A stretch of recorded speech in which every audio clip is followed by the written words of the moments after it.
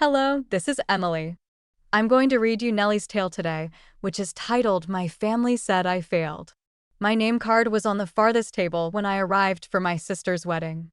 Wait, are you Nellie Mitchell, that IT millionaire? Her fiancé asked me as I sat quietly. My sister and parents became pale. All right, let's leave. I was working on a client project in my home office, debugging some code, when my laptop alerted me to a new email. I looked up from my desktop when I heard the sound and saw that it had reached my old Gmail account, which I had created in high school and hardly used any longer. I was instantly drawn to the subject line, Emily and Michael's wedding invitation. The name of the sender, my younger sister, Emily Johnson, made my heart skip a beat. When I clicked on the email, a sophisticated wedding invitation with gold embellishments and delicate pink roses filled my screen. The script for the ceremony said, Emily Johnson and Michael Rohr request the pleasure of your company at their wedding celebration on Saturday, June 15th at 6 p.m. at the Grand Ballroom, Riverside Hotel, our hometown. Emily included a handwritten note beneath the official invitation, saying, Hey Nellie, I hope this email reaches you in good health. I apologize for contacting you using your old email address, but I do not currently have your home address or phone number. I discovered this email among my old high school contacts. Despite all that has transpired between our families, I truly want you to be present at my wedding next month. Having my only sister attend my wedding would mean a lot to me. I hope you'll think about attending, even if it's been more than 10 years since we last spoke. Tell me if you can make it, please. Emily. I felt a range of unexpected feelings as I gazed at the screen for a considerable amount of time. 12 years had passed since I had left that house and never looked back, and 12 years had passed since I had last spoken to any of my relatives. Emily would now be 28. She was just 16 when I left home. I pondered whether she had changed much and what she now looked like. She was this pampered youngster who always got what she wanted when I last saw her. Leaning back in my chair, I considered whether or not to answer. A part of me was fascinated, but another part of me wanted to just delete the email and act as though I had never seen it. Emily wanted me to be there for her wedding. Perhaps she had matured. Perhaps things had changed. I chose to write back after spending almost 20 minutes sitting there. Hello, Emily. Congrats on your engagement, was all I said. I will attend your wedding. After all these years, I'm looking forward to meeting you. Nellie. Before I could alter my mind, I pushed send. The next few weeks passed quickly as I prepared for the trip. I had to clear my schedule, which meant rescheduling some client meetings and pushing back a few project deadlines. My assistant helped me organize everything. I spent some time thinking about what gift to buy for Emily and her fiancé. I didn't want to go overboard, but I also didn't want to look cheap. Finally, I settled on a beautiful crystal vase from Tiffany Elegant, expensive enough to show I cared, but not so flashy that it would draw too much attention. It cost me about $1,500, which wasn't much for me these days, but I figured it was a nice gesture. The day before the wedding, I flew back to my hometown for the first time in a decade. I took a taxi from the airport to the Marriott downtown. After checking in, I unpacked my suitcase and hung up the dress I brought for the wedding. It was a simple navy blue dress, well-tailored, but not flashy. I'd learned over the years that sometimes the most expensive clothes were the ones that looked the most understated. That evening, I ordered room service and tried to prepare myself mentally for seeing my family again. I wondered if my parents would be surprised to see me. I wondered if they'd changed at all or if they were still the same people who'd kicked their 18-year-old daughter out of the house with nowhere to go. I thought about calling Emily to let her know I was in town, but decided against it. I'd see her tomorrow at the wedding. That would be soon enough. The next morning, I woke up early and went for a run around the downtown area.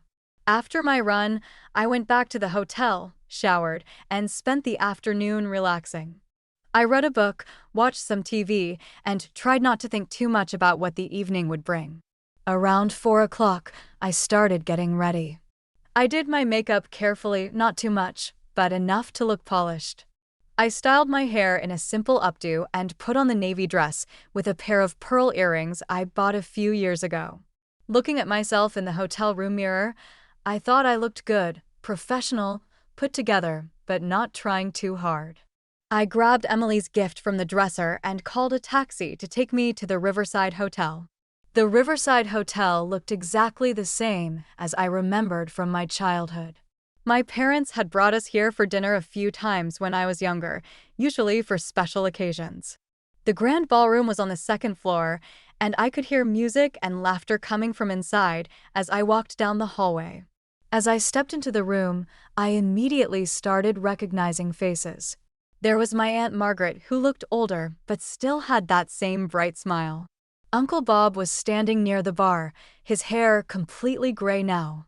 My cousin Jennifer was talking to a group of people by the windows. She must be in her 30s now, probably married with kids. I walked further into the room, and that's when people started noticing me. Aunt Margaret was the first to approach. "Nellie, oh my goodness, is that really you?" she said, rushing over to give me a hug. But as she pulled back, I noticed something strange in her expression. It wasn't just surprise, there was something else there. Pity, maybe?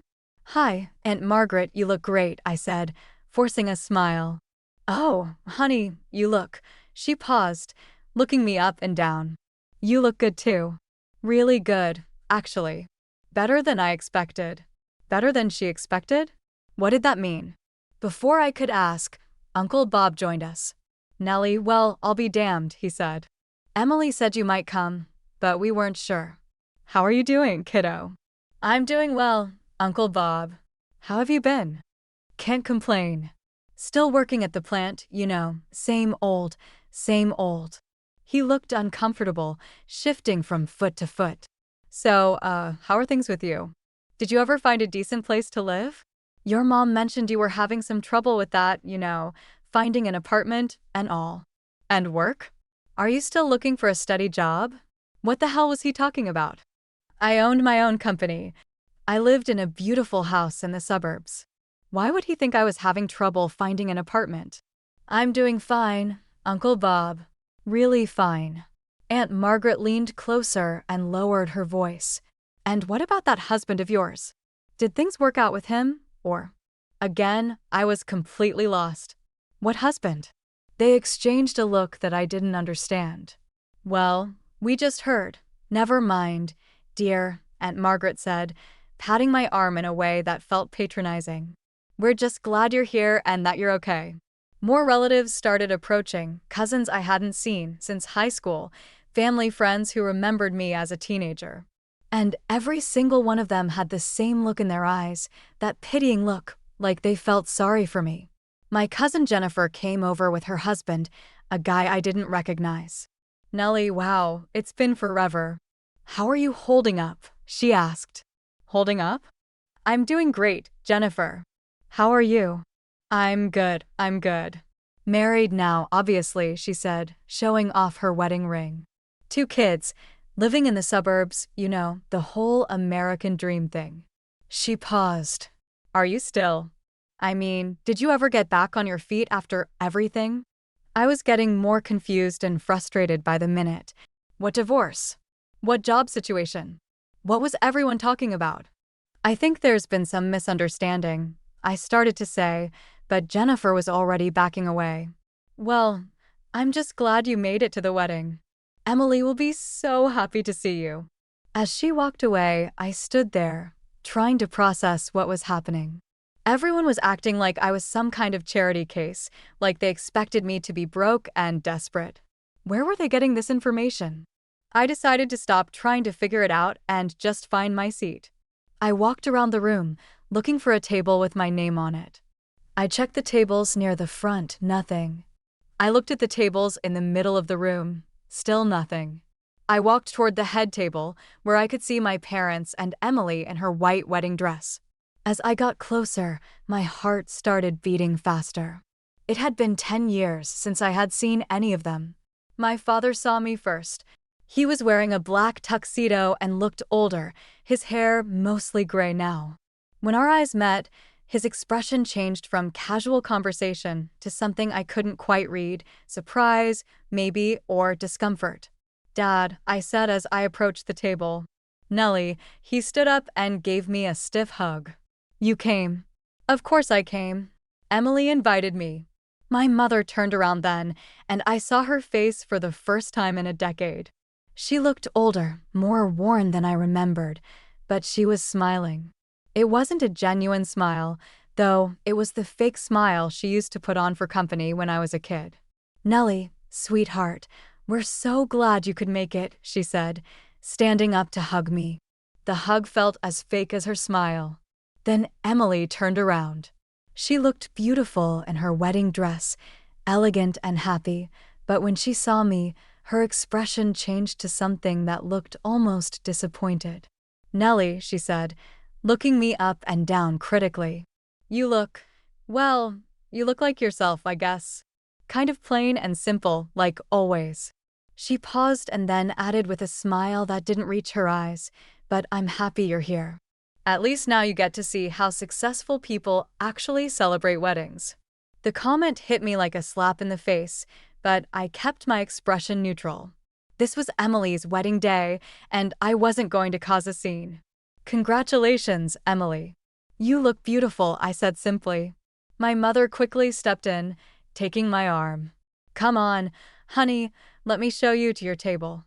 She led me back through the ballroom, past all the other tables, all the way to the back corner where I'd found my name card. "Here you are, dear," she said, still with that fake smile.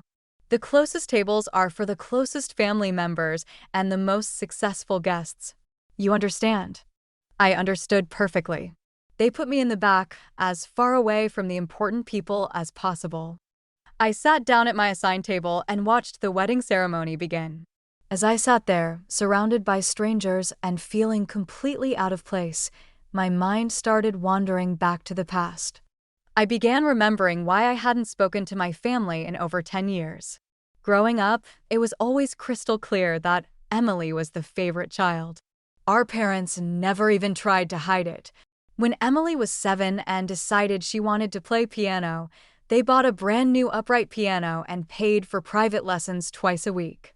When I was 14 and asked if I could take the free programming classes at school after hours, my mother said I should focus on more practical skills, like cooking and cleaning. Every birthday, Emily got elaborate parties with themes and decorations. My birthdays were usually just cake after dinner, if they remembered at all. Emily got a car for her 16th birthday, a cute little red Honda Civic. When I turned 16, they told me I could walk or take the bus. But I found my own way. I discovered the free programming club at school and threw myself into learning everything I could. I was good at it, really good. The teacher, Mr. Rodriguez, said I had natural talent and encouraged me to keep learning.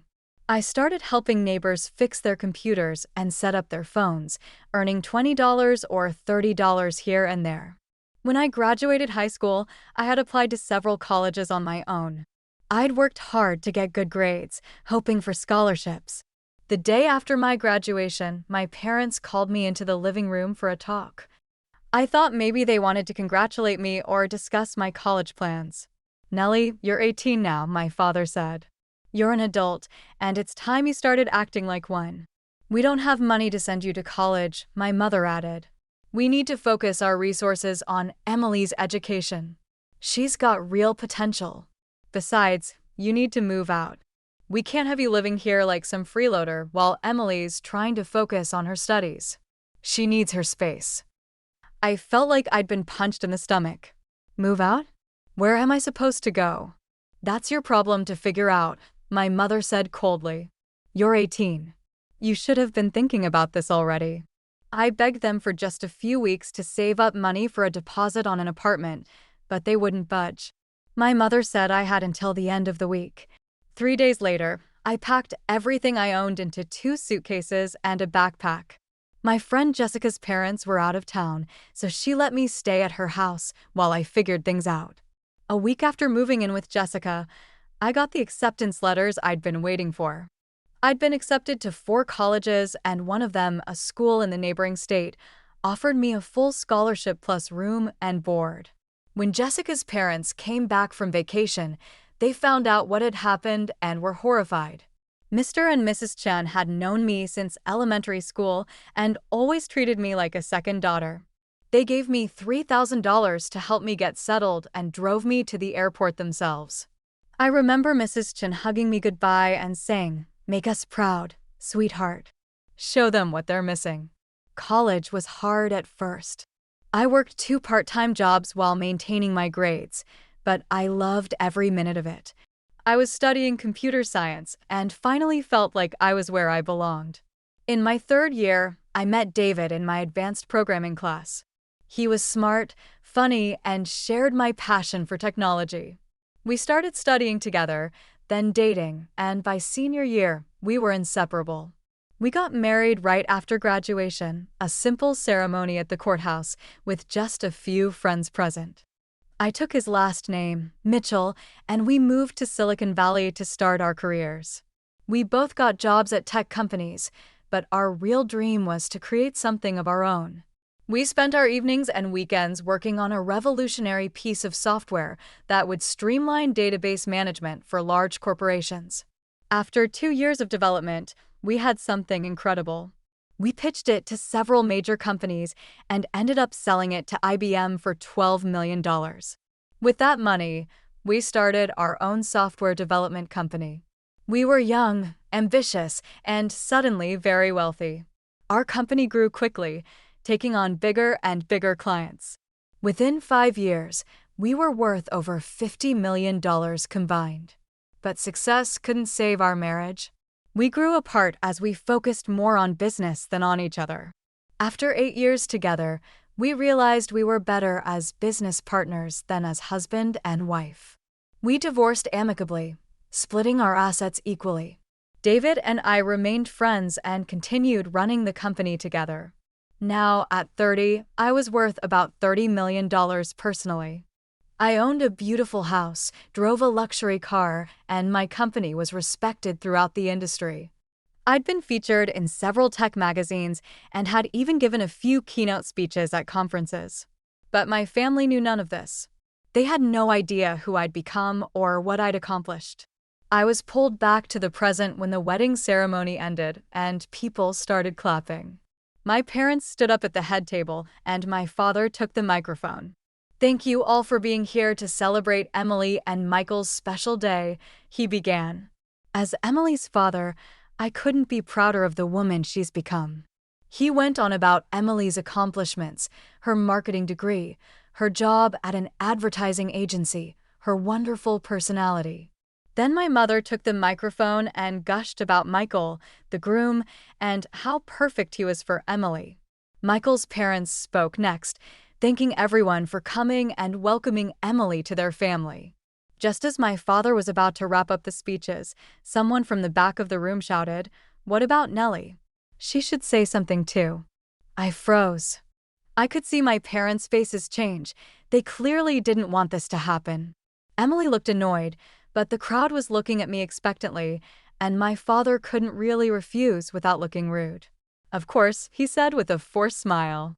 "Nellie, would you like to say a few words?" Every eye in the room turned to me as I stood up and walked toward the front.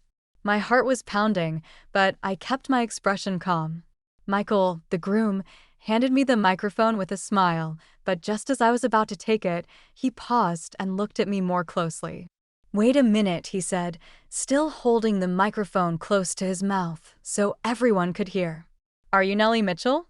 "The Nellie Mitchell who owns Mitchell Tech Solutions." The entire ballroom went silent. I smiled and nodded. "Yes, that's me." Michael's face lit up with genuine excitement. "Oh my God, I can't believe it. You're like a legend in the tech industry. I've read about your work in Forbes and TechCrunch. This is incredible." He was still speaking into the microphone, so his words echoed throughout the silent ballroom. I could see my parents and Emily frozen at the head table, their faces showing complete shock. Everyone else in the room was staring at me with wide eyes. "I'm so honored to meet you," Michael continued. "Your database management software revolutionized how we handle enterprise data. And Mitchell Tech Solutions, I mean, you've worked with Google, Microsoft, Amazon. This is unreal. The room erupted in whispers and murmurs. I took the microphone from Michael, who was practically beaming. Thank you, Michael. That's very kind. I looked out at the crowd, then at my family. I just want to say congratulations to Emily and Michael. I wish you both a lifetime of happiness together. I kept my speech short and sweet, then handed the microphone back and started walking toward my table. Before I could sit down, my mother appeared at my side. "Nellie, sweetheart," she said in the sweetest voice I'd ever heard her use. "Why don't you come sit with us at the main table? We have room for you with the family." I looked at her fake smile and shook my head. "No thanks, Mom. I'm comfortable where I am." I returned to my table in the back corner, and as I walked, I could hear everyone whispering about me. The elderly woman sitting next to me, who I had learned was my great-aunt Helen, leaned over. "Dear, I had no idea who you were," she said.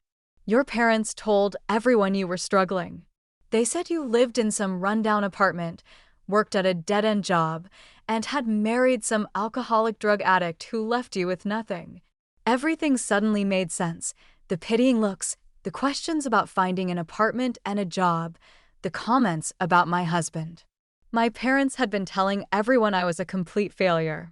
I just smiled and shook my head. People say a lot of things, Aunt Helen. The reception continued, but I could feel everyone's eyes on me. People kept coming over to introduce themselves and ask about my work. Some of the younger guests recognized my name from tech blogs and wanted to take selfies. I stayed for about another hour, making polite conversation and watching Emily and Michael dance, but the whole atmosphere felt toxic to me. I'd had enough. I quietly slipped out of the ballroom and called a taxi back to my hotel. Once I was in my room, I immediately went online and booked a flight home for the next morning. I just wanted to get out of there. Around 9 o'clock that evening, my phone rang. It was an unknown local number. "Hello. Hello, Nellie, it's Mom." I did get this number. Michael gave it to me. He got it from some of his friends in the tech industry. Her voice was sickeningly sweet. "Honey, we need to talk. Your father and I would love to have you over for dinner tomorrow before you leave. We want to reconnect with you." I laughed, actually laughed out loud. "Really? You want to reconnect now after you found out I have money? That's not, we always cared about you. You had no idea how to get in touch with me? You weren't interested enough to try." "Mom, there's a difference." She began to make excuses, saying that they were honoring my desires and that they believed I wanted space. "Stop the nonsense," I replied. "I am aware of what you said about me to everyone. Helen told me. You informed the entire family that I was having trouble finding a job, living in a dump, and married to an addict. You portrayed me as a total failure. All we were concerned about was you. We were unaware of what was going on in your life. You make up stories then? You wanted others to think I was a failure, so you told them so." My mother began to stutter as she attempted to turn around. We were making jokes, and you know how family members talk." I firmly stated, "I'm done with this conversation, and I'm done with all of you. Don't get in touch with me again." I instantly blocked the number after hanging up. Within 15 minutes, my phone was ringing with text messages from other unidentified numbers, including several relatives, my father, and Emily. Now that they were aware of my achievement, I knew they all wanted to talk. Despite not reading the majority of the texts, I banned every single number. I was relieved when I took a plane home the next morning. I was mistaken to believe that would be the end of it. Emily sent me another email 2 weeks later. Unlike her wedding invitation, this one was not kind or contrite. It began, "I've done some research and discovered just how wealthy you are, Nellie. Your family is struggling while you are earning millions. It's only right that you repay the $100,000 loan we put out for my wedding. That might not seem like much to someone like you, but to us, it means the world. After 10 years of ignoring your family, you owe us this much. Family supports family, and we are your family. I anticipate that you will provide the funds within the upcoming week." Incredulous, I gazed at the email. It was astonishing in its sheer boldness. Since I could afford it, they asked me to cover Emily's wedding expenses. "Emily, I'm not paying for your wedding or any other expenses," I replied back right away. "Do you want to know why? Because you and our parents dubbed me a loser behind my back for 10 years. You told everyone that I was poor, an addict's wife, and a failure. Guess what though? Families are not helped by losers. And why would you want my money if I'm such a failure? Never get in touch with me again. If you do, I'll be discussing harassment charges with my attorney." After hitting send, I also blocked her email address. I haven't heard from any of them since that 6-month period ago. I suppose they were deterred by the possibility of legal action. I'm back to my regular life now, managing my business, taking on new tasks, and taking pleasure in my accomplishments. I don't have resentment toward the incident. To be honest, I'm appreciative. That wedding helped me see my family's true nature and validated my decision to leave them out of my life 10 years prior. Even if they are connected to you, some individuals are not worth maintaining in your life. Emily's wedding served as a reminder that lesson, which I had learned a long time ago, is still relevant today. Without them, I'm and always will be doing just fine.